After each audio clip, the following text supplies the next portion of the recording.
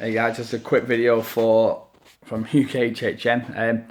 It's going to be the Ghostbusters movie review. Now, it's only going to be a short one because I'm going to find it hard to not give spoilers away. I will say some spoilers in a second. Well, in a few minutes, not a second. That'd be a bit wrong. So, when I am going to give all the spoilers away, I will say the spoilers are about to come and you can switch off. The first bit, what I'm only going to say is, it's an okay film. I'd split into 3/3. The first 2/3 are really kind of okay, kind of good in parts. Enjoyed it. It wasn't amazing. It was just good, middle of the road. The humour, the slapstick humour that is there isn't Ghostbusters-esque. It's a bit more Ghostbusters too, but it is Bridesmaids, etc. That sort of humour. But then, whether he did a male or a female version of Ghostbusters, if you had that director, I'd put that down to the director more than the cast.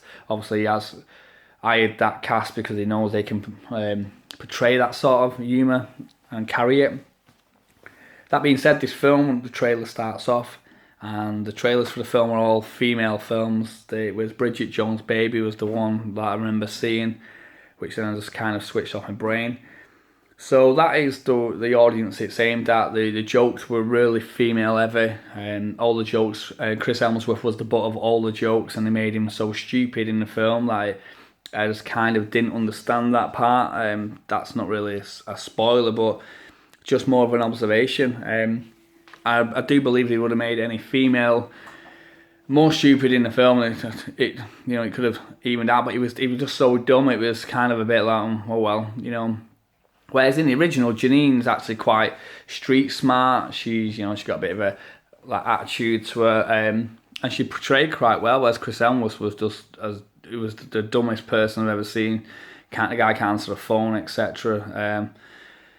So that's what they went with. Now, that being said, the way the film was for me was portrayed, it was a bit like a Scooby-Doo movie. The movie adaptation of Scooby-Doo, it has that kind of element to it. The story's along them lines as well. It's a bit of a over-the-top kind of story to an extent.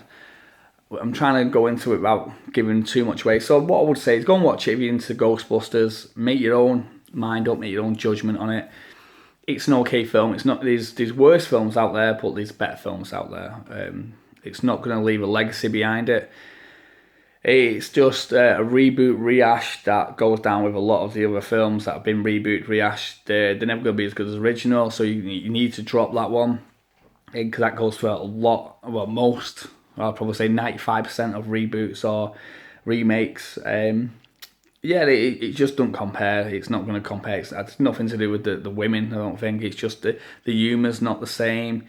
I suppose they've gone a different direction with it without people kind of taking it on board, but yeah, it's more slapstick. It's not what we're renowned Ghostbusters for. You'd probably say it's more like a cartoon, real Ghostbusters, but that's it. So it's just okay. Now, spoilers part. The reason why my blood was boiling was the story was stupid in a sense. I won't say blood was boiling, might be a bit over the top, but the part with the cameos was kind of funny. The Slimer part. Now, the Slimer part, you see Slimer in the same way you saw him in part one near the end when he's in the food cart. So he comes out, but the next thing Slimer gets in the car and drives it away. It's remarkably stupid. Then later on in the film, Slimer's driving the car and there's a female Slimer in the car, as if they thought, I don't know what they were thinking with that part. Slimer, all right, you get Slimer in there, and we appreciate that. But to put the female Slimer in there, it was a bit stupid, really, and a bit over the top. The way everything kind of ends, the way the ghosts look. Like I say, it's like a big Scooby-Doo movie. The CGI was also a bit over the top. But the part that annoys me the most is they capture the ghost, like the original. They want to capture the ghost. But in the original, that's how they get rid of the ghost, in a sense, to capture them, put them in a containment unit. Now, with this one, at the end of the film, for some reason, as they're trying to catch a ghost in the film, they decide that, actually, no, you don't have to catch him. You can just kill him with your proton pack and your little pistols that come out. So what's the point in trapping ghosts if you don't have to do it to kill him? Makes no sense. So, yeah, it's just kind of, it was what it was, and the end of the film wasn't great. The story wasn't great. In a sense, it was a bit stupid. It looked like it was just doing things to work jokes in rather than actually do a good story and build jokes into the story. There was probably something. There was a few other things. It looked like they was trying to recreate a lot of scenes from the original to do with the mayor, which was really slapstick with his sidekick woman who kept doing the same joke over and over. The scene where they go into the restaurant, etc., and try telling everyone that, you know, the world's going to come to an end. That part, they tried obviously recreating the library scene, but in a different place.